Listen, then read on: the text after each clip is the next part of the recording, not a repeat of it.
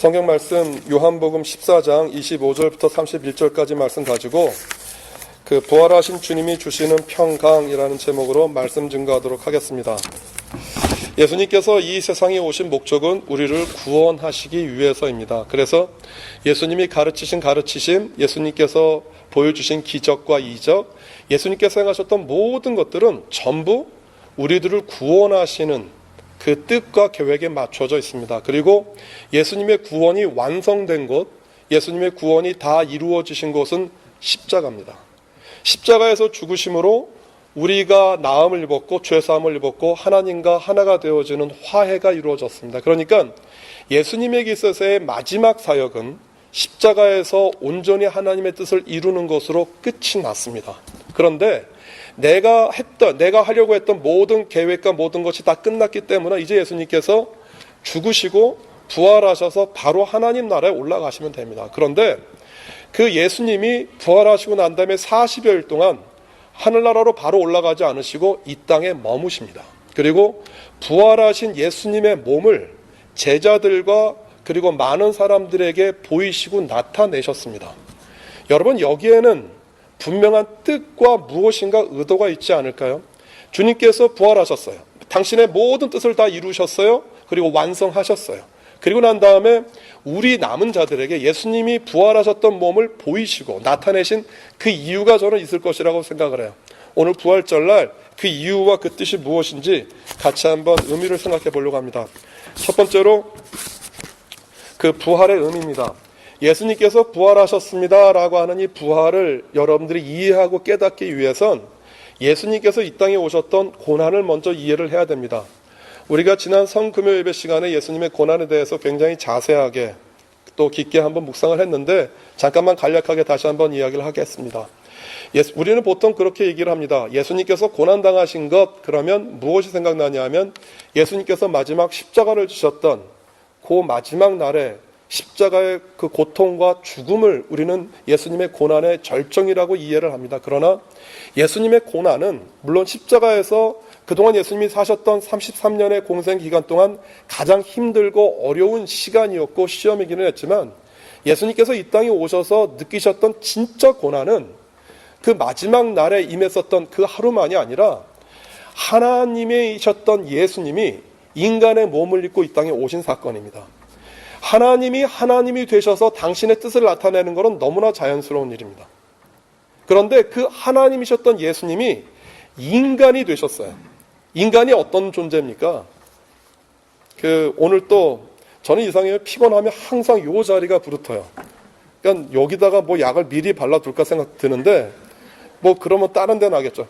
사람은 몸이 피곤하면 혓바늘도 쓰고 또 잇몸도 부르터요. 이게 사람의 몸인 거예요. 그래서 몸에는 한계가 있어요. 그래서 이런 것이에요. 내가 하나님을 마음껏 사랑하고 싶어요.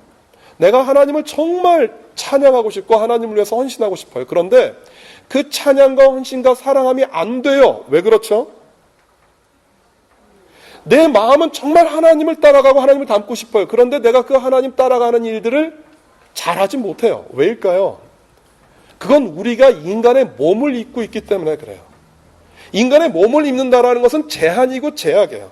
하나님을 사랑하고 하나님을 사랑해서 헌신하기를 원하지만 하나님을 향해서 내 사랑을 드릴 수 없도록 만드는 내 모습, 내 육신, 죄에 속해 있고 끊임없이 갈등하게 되어지는 내 한계, 먹고 싶은 것, 또 이 세상에 대한 욕심, 생리적인 현상이 모든 것들이 내 인간의 몸을 입고 있기 때문에 제한을 받는 것이거든요. 만약에 여러분들이 인간이라고 하는 이 몸을 입지 않고 하나님을 찬양하고 하나님께 예배하고 하나님께 감사한다라고 하면 정말 잘하실 거예요.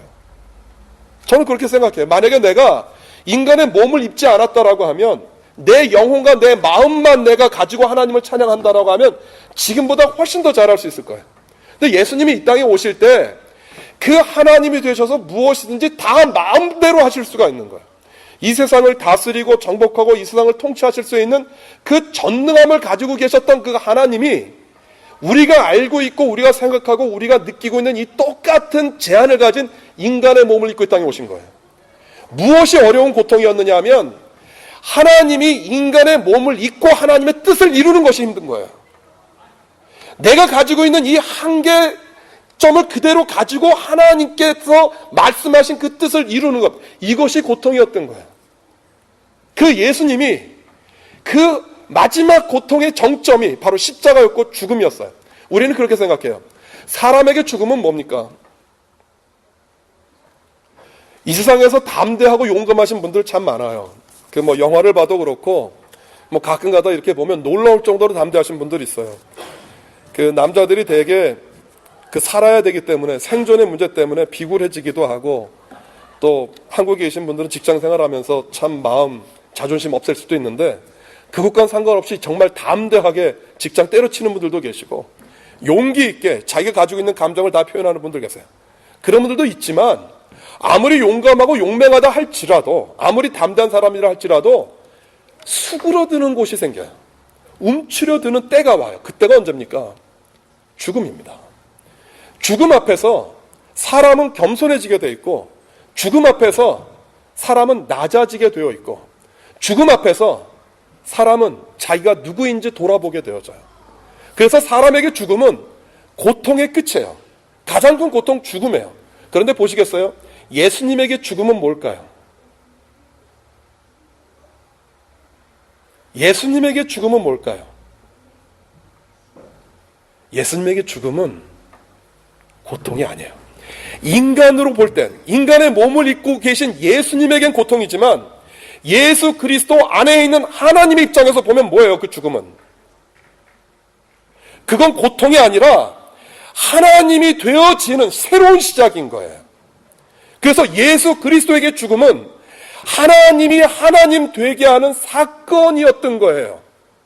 그래서 우리가 예수님의 부활을 통해서 깨달아야 되는 것이 한 가지 있어요. 그것은 뭐냐 하면, 우리가 똑같이, 우리가 지난 시간에 그런 말씀 드리지 않았어요? 예수 그리스도의 고난이 하나님이셨던 그 예수님이 인간의 몸을 입고 이 땅에 오시면서 사셨던 것이라고 말씀드렸잖아요. 여러분, 우리에게 있어서의 고난도 똑같은 것이에요. 예수 그리스도를 믿고 의인이 되어서 구원받은 사람이 되었으면 성경은 우리에게 뭐라고 얘기를 하냐면, 이제 네가 구원받았기 때문에 너는 이제 끝났어 라고 얘기하지 않고, 구원받았기 때문에 구원받은 삶을 살아야 돼. 그것이 그 성경이 우리에게 이야기하고 있는 의의 옷이라고 말씀드렸어요. 구원받았기 때문에 구원받은 삶을 살아야 돼요. 그런데 그 옷이 나와 맞지 않아요. 구원받은 삶을 내 몸으로 사는데 그것이 내게 익숙해 있지 않은 옷이에요. 나는 어디에 익숙해져 있어요? 나는 내 마음대로 할 때가 제일 편해요. 저도 식사를 하고 난 다음에 집사람이 이렇게 지그시 쳐다봐요. 식사를 맛있게 했어요. 그러면 식사를 맛있게 하고 난 다음에 이렇게 쳐다보는 의미가 각 가정마다 다 달라요. 저희 집에서는 뭐냐 하면 커피 타오란 얘기예요. 이렇게 식사 끝나고 난 다음에 저를 이렇게 가만히 쳐다보면 그 얘기는 커피 타오란 얘기고요. 커피 타면 저는 저의 의무는 끝나는데 어느 날 커피를 다 마시고 난 다음에 또 쳐다봐요. 이건 뭐겠어요? 설거지 하라고 하는 그 의미인 거예요. 네? 그러니까 내 몸은요, 어느 때가 편하냐 하면 집사람의 말을 듣고 커피를 타고 설거지를 하는 것보다 그거 안 하고 내 방으로 들어가는 게 훨씬 더 편해요. 사람은 언제 편하냐 하면 내 몸, 내가 원하는 것, 다시 말하면 우리가 보통 이드라고 하잖아요. 내 충동을 따라서 사는 삶, 그것이 우리에게 가장 편한 거예요. 그런데 성경에서 우리에게 말씀하시는 예수 그리스도의 가르침은 뭐냐 하면, 너의 충동과 너의 욕동과 욕정을 쫓아 따라다니는 너의 삶을 누구를 따라 살아가라고요? 예수 그리스도를 따라가라라고 하는 것이에요. 우리의 고난이 어디에서 시작되는 거냐면 바로 이 시점에서 시작되는 거예요. 뭐가 고난이냐 하면, 내가 내 맘대로 살기를 원하는 내가 예수 그리스도의 가르침과 예수 그리스도의 말씀을 따라 사는 것, 이것이 고난이다라고 하는 거예요. 그런데 그 고난이 끝난 것, 예수님의 고난이 끝난 시점이 어디예요? 부활이잖아요. 여러분, 우리에게 그 부활의 의미는 뭐냐 하면 이것이에요. 내가 내 힘대로 그 예수 그리스도의 옷을 입고 살아가는 것이 힘들어요. 어려워요. 그런데 우리에게 있어서의 부활은 뭐냐 하면, 이제 내가 그렇게 살려고 했던 나의 노력과 나의 의지와 나의 생각들이 이제는 내 것이 아니라 내 안에 나와 함께하고 계시는 하나님의 영, 하나님의 도움, 주의 성령께서 나에게 찾아오셔서 나로 하여금 그 예수 그리스도의 옷을 입고 따라갈 수 있게 만드는 것, 이것이 부활이에요. 그러니까 부활이라고 하는 것이 예수님에게 일어났던 실제 모습도 있지만 부활이 오늘 믿는 우리들에게 소망이 되는 이유는 뭐냐 하면 내가 할 수 없어요. 나는 연약해요. 나는 부족해요. 나는 넘어져요. 나는 실수해요. 나는 자빠져요. 주님의 말씀 알아요. 어떻게 해야 되는지. 그런데 그건 못해요. 하지 못해요. 넘어져요. 그러나 그 넘어지고 쓰러졌던 우리가 다시 일어날 수 있도록 우리에게 동기를 주시고 우리를 세워주시고 우리를 이렇게 세워주시는 것은 부활하셨던 예수 그리스도의 영이에요. 그 부활이 그래서 예수 그리스도에게만 일어난 일이 아니라 사건이 아니라 오늘 우리들에게도 일어나는 사건이다라고 하는 것이에요. 그럼 그 부활이 우리들에게 어떤 의미가 있는지 말씀드렸다라고 하면 예수님께서 부활하시고 난 다음에 하셨던 메시지를 한번 살펴볼게요. 예수님이 부활하시고 난 다음에 정말 놀랍더라고요. 성경 굉장히 여러 군데에서 복음서에도 마찬가지고 또 여러 장소에서 말씀을 하시는데 오늘 본문에도 그 나와 있지만 예수님 부활하시기 전이긴 하지만 예수님께서 부활하시고 난 다음에 마리아에게 하셨던 말, 제자들에게 하셨던 말 가운데 공통된 단어 하나가 나옵니다. 그 단어가 뭔지 아십니까? 그 단어가 평강입니다. 너에게 평강이 있을지어다. 베드로와 제자들에게 나타나셨던 말이 너희에게 평강이 있을지어다. 예수님께서 부활하시고 난 다음에 제자들에게 당신의 모습을 보일 때마다 계속해서 반복하셨던 메시지는 뭐냐 하면 너희에게 평강이 있을지어다요. 오늘 우리가 부활하신 예수님이 말씀하셨던 이 평강이 무엇인지 한번 생각해 봐야 돼요. 평강이라고 하는 이 단어는 헬라어로 에이레네라고 얘기를 해요. 그런데 이 에이레네라고 하는 그 말의 굉장히 깊은 뜻이 전부 구약 성경에서 와요. 그런데 구약 성경에서 그 신약 성경에서 말하는 그 평강은 샬롬이에요. 그러니까 구약 성경에서 샬롬은요. 그래서 예루살렘이 어떤 뜻이냐면 평화의 도시인 거예요. 그런데 그 샬롬이 우리가 보통 생각할 때 히브리인들은 그렇게 인사를 해요. 아침에 그 아빠가 일하러 나갈 때도 샬롬, 집에 돌아와서도 샬롬, 군대 간 아들에게도 샬롬, 제대하고 돌아와서도 샬롬, 저녁에 잠자는 아빠가 자녀들에게 샬롬, 그리고 자녀가 아빠 보면서 굿나잇 하는 게 굿나잇이 아니라 샬롬이에요. 그러니까 샬롬에서 시작해서 샬롬으로 끝나는 게 유대인의 풍습이거든요. 그런데 이 샬롬이라는 단어를 그렇게 많이 사용하는 의미가 있어요. 우리는 보통 그 구약 유대인들이 구약에서 굉장히 샬롬 많이 말을 하지만 샬롬이 샬롬 되기 위해선 조건이 몇 가지가 붙어요. 그건 뭐냐 하면 외적으로는요. 어떤 거냐 하면 전쟁이 없는 거예요. 그 이스라엘은 전쟁이 날 때마다 농사 짓다가 끌려가야 되거든요. 그러니까 전쟁이 없는 상태가 아니라 전쟁에서 끝나서 전장 배상금을 나누는 그때고요. 내적으로는 내 안에 어떠한 고통과 고민도 없는 상태를 말하고요. 내가 살고 있는 이 도시에 하나님의 공의와 정의가 나타나서 다스리는 것을 말하고요. 그 샬롬이 이루어지는 것은 내 가정과 나라 안에도 이루어지는 거예요. 그래서 그 샬롬이 어떻게 이루어지는 거냐 하면 자꾸 샬롬하는 이유는 남편과 나 사이에, 아내 사이에, 그리고 부모와 자녀 사이에, 형제들 사이에 샬롬이 이루어지기를 바라는 거예요. 그리고 맨 마지막으로 그 샬롬이 대립과 분열이 일어나고 있는 모든 사회 가운데 평안과 안정으로 찾아오는 걸 말해요. 다시 말하면 히브리인들이, 유대인들이 샬롬을 부르는 순간 그 샬롬은 누구로부터 오는 것이냐 하면 하나님으로부터 오는 거예요. 하나님이 나의 가정과 나의 사회와 이 나라와 내가 살고 있는 모든 사회를 그 하나님의 평강으로 묶어달라고 하는 그 소망이 샬롬이에요. 그런데 히브리 단어에서 명사는 대개 동사에서 파생됐거든요. 그런데 그 샬롬이라고 하는 동사는 실람이라고 하는 그 동사에서 파생이 돼요. 그런데 이 실람이라고 하는 이 동사의 뜻은 샬롬과는 굉장히 달라요. 실람이라는 동사 안에는 어떤 뜻이 있느냐 하면 지불하다, 빚을 갚다, 물건의 값을 지불한다라는 뜻이에요. 여러분 이것이 만약에 실람이라는 뜻이 지불하다, 값을 지불했기 때문에 찾아오는 평안이라고 하면 언뜻 생각나는 단어가 또 하나 있어요. 예수님께서 십자가상에서 맨 마지막 7마디를 하셨는데 맨 마지막 하셨던 말씀이 뭐냐 하면 다 이루었다예요. 다 이루었다. 뭘 다 이룬 거냐 하면 내가 이 세상에 와서 나타나야 될 하나님의 뜻을 다 이루었고 이제 내가 너희들이 가지고 있는 모든 죄값을 다 치렀다라는 뜻이에요. 다 이루었다라는 뜻이 뭐냐면 테텔레스타이라고 얘기를 하는데 이 말의 뜻이 내가 지불했다. 그러니까 구약에서 말하는 실람이라고 하는 동사의 뜻하고 예수님께서 십자가상에서 맨 마지막에 다 이루었다라고 하는 말의 뜻이 같은 거예요. 이 말이 무슨 말이냐면 구약 성경에서 이스라엘 백성들이 그토록 찾았던 하나님이 다스리는 공의, 하나님이 다스리는 나라, 하나님이 통치하는 그 사회가 어디에서 이루어진 거냐 하면 예수 그리스도의 십자가상에서 다 이루었다라는 거예요. 노예가 자기 일과를 마치고 주인한테 보고할 때 테텔레스타이 그렇게 얘기를 해요. 예술가가 조각을 마치고 난 다음에 야, 다 끝냈어 라고 얘기를 하는 거예요. 상인들이 빚을 다 갚고 난 다음에 내가 시장에서 콩나물을 사고 난 다음에 테텔레스타이라 하면서 내 돈을 주면 그걸로 끝난 거예요. 예수님께서 십자가에서 죽으심으로 다 이루었어, 다 끝냈어. 이 말의 뜻은 너희들이 가지고 있는 어떠한 죄나 어떠한 잘못이나 어떠한 연약함이라 할지라도 내가 다 용서했어, 죄 사해 주었어. 예수 그리스도가 다 이루었다라는 말을 듣고 구원받은 사람들에게는 어떠한 그 보장이 따르는 거냐 하면 이것이에요.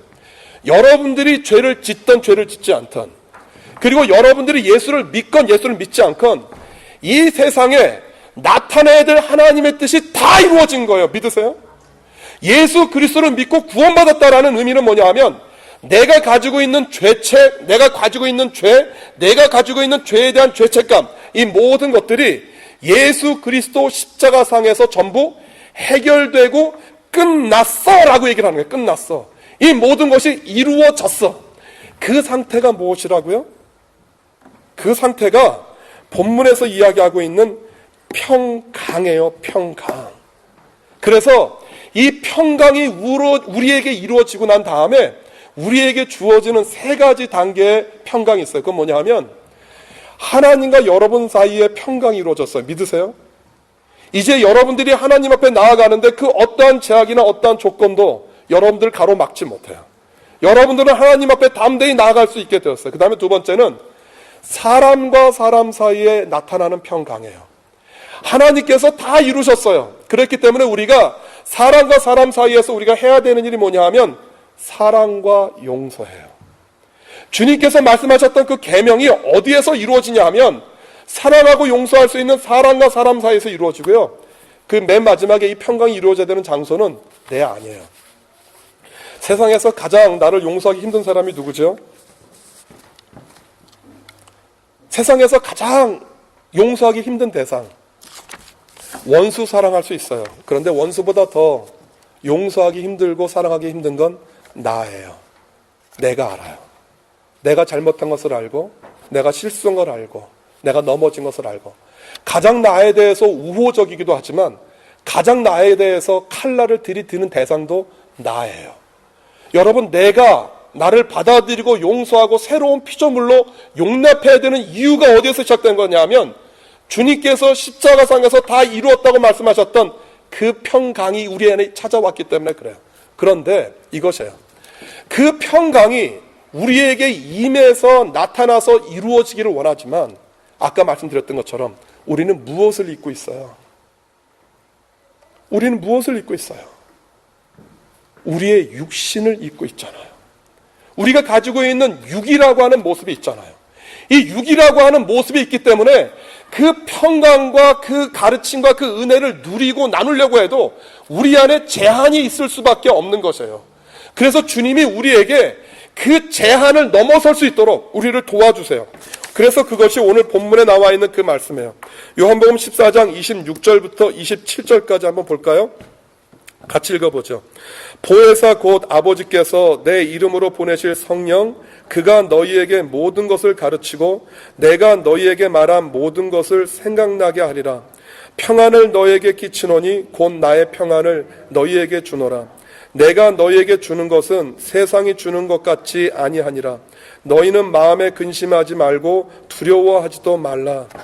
주님께서 바로 부활하시고 난 다음에 하늘로 올라가지 않으시고 이 땅에 남으셔서 우리들에게 보여주신 이유는 무엇이냐 하면 주님이 부활하신 것처럼 누구도 부활할 것이다. 여러분들과 저도 부활하실 것이다라는 거예요. 예수님이 인간이 하나님의 뜻을 이루려고 해도 그 뜻을 이루지 못하도록 막는 육신의 제한, 그 제약, 거기에서 벗어나셔서 하나님이 되신 것처럼 우리도 죽고 난 다음에 죽음 이후에 우리의 육신을 벗고 우리도 부활할 것이다라고 하는, 그래서 사도신경에 여러분들이 매일마다 뭐라고 고백을 하냐면 몸이 다시 사는 것과 어떻게 해요? 영원히 다시 사는 것을 믿는다라고 고백하는 거예요. 그런데 신기한 것이 한 가지 있어요. 뭐가 신기한 것이냐면 예수님이 부활하셨어요. 예수님이 부활하셔서 제자들에게 나타나는데 제자들이 그 모습을 못 알아봐요. 동굴에 찾아왔던 마리아도 예수님의 모습을 보고서 예수님을 몰라봤고, 엠마오 도상으로 가는 제자들도 예수님이 나타나셨는데 그 모습을 알지 못해요.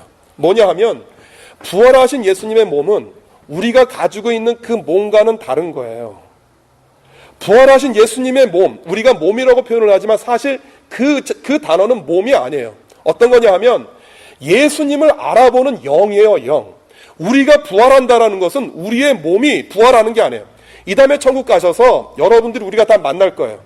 여기 계신 분들 다 만나는데, 제가 예를 들어서 김현창 집사님의 얼굴 보고 김현창 집사님이라고 아는 게 아니에요. 천국 갔을 때 우리의 몸이 부활한다는 이야기는 뭐냐 하면 제 모습이 지금 제 모습이 아니라 달라진 모습, 변화산상의 예수님의 모습이 달라졌던 것처럼 우리의 모습이 달라지는데, 신기한 것은 우리의 영은 달라졌는데 저 사람이 김현창 집사인지 아는 거예요. 저 사람이 내 아내이고 내 자식인지를 아는 거예요. 그런데 더 이상 그 사람은 내 아내도 아니고 내 자식도 아니고 하나님 안에서, 예수 그리스도 안에서 새롭게 만들어진, 하나님이 우리를 창조하시고 지으셨을 때 만들어 놓으셨던 그 완전한 모습으로 우리들이 부활한다라는 거예요. 그래서 우리들에게 부활은 어떤 것이냐 하면 우리들이 예수 그리스도를 따라가려고 하고 십자가를 지려 하고 예수 그리스도의 의의 옷을 입으려고 할 때 힘들고 어렵고 넘어지고 쓰러지잖아요. 여러분들 싸워보신 분들은 알아요. 내가 그리스도를 따라가려고 노력하고 십자가를 지려고 노력하고 의의 옷을 입고 주님과 함께 동행하려고 노력하다가 넘어지고 쓰러지고 좌절하고 낙담될 때, 여러분 부활은 어떤 거냐 하면 그 제한된 인간의 모든 그 육신의 굴레를 다 벗고 하나님과 하나 되어지는 것을 말을 해요. 그런데 그 부활이 이르기 전에 주의 성령께서 우리를 도와주세요. 뭘 도와주는 거냐 하면 내가 인간의 한계를 잊고 있어요. 그건 알아요. 제가 제 힘으로 주님을 따라가려고 해요. 내가 내 힘과 내 뜻과 내 의지대로 하나님의 뜻을 쫓으려고 해요. 그런데 그 마지막이 뭔지 아세요? 그 마지막이 사도 바울이 고백했던 그 고백이거든요. 내가 아무리 주님을 따라가려고 해도 할 수 없다라고 하는 거예요. 그 한계선에서 우리를 도우시는 분이 계세요. 그분이 누구시라고요? 성령 하나님이세요. 그래서 그 성령 하나님이 내가 부활하지는 못했지만, 내가 부활하지는 않았지만 그 부활에서 하나님과 하나 된 것처럼 우리들이 하나님과 하나 될 수 있도록, 하나님과 평화할 수 있도록, 샬롬할 수 있도록 우리를 도와주세요. 그래서 보혜사라고 하는 뜻이 파라클레이토스예요. 그런데 파라라는 말은 위드라는 전치사고요, 클레이토스는 칼레오라는 말에서 왔어요. 그러니까 보혜사라는 뜻이 뭐냐 하면 곁에서 부르는 사람이에요. 우리를 도와주는 분이고 우리를 위해서 위로하시는 분이고 우리를 위해서 함께 하시는 분이세요. 그 성령 하나님이 우리를 도우세요. 뭐 할 수 있도록? 하나님과 우리가 평화할 수 있도록, 샬롬할 수 있도록. 넘어지고 쓰러지고 연약해서 자빠지지만 그 자빠진 상태에서 일어날 수 있도록 누가? 주의 성령께서 우리를 돕고 계세요. 이것이 부활하시고 난 다음에 그의 제자들에게 나타나셨던 주의 말씀이세요. 이 평강이 우리들에게 있기를 주님의 이름으로 소원합니다. 기억하십시오. 여러분들은 절대 혼자 아닙니다. 여러분들이 이 땅에서 아무리 힘들고 어렵다 할지라도 여러분들을 곁에서 돕고 위로하고 계시는 주의 성령이 있다라고 하는 사실입니다. 이 은혜가 부활절에 주님 앞에 나온 우리 모두들에게 임하기를 주님의 이름으로 소원합니다. 기도하겠습니다.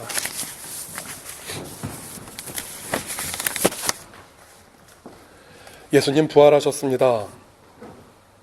예수님을 위해서 그 부활은 자유와 해방의 시작이었습니다. 그러나 우리들에게도 그 주님의 부활이 있다는 것이 소망입니다.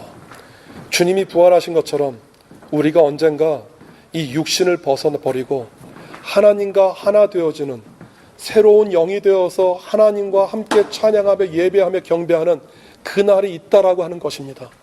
우리가 살면서 힘들고 어려울 때 그 부활이 우리에게 소망이 될 수 있도록 도와주십시오. 우리가 넘어지고 쓰러지고 낙심할 때 그 부활이 우리에게 기쁨의 시작이 될 수 있도록 주님 도와주시기를 소원합니다. 예수님의 이름으로 기도드립니다. 아멘.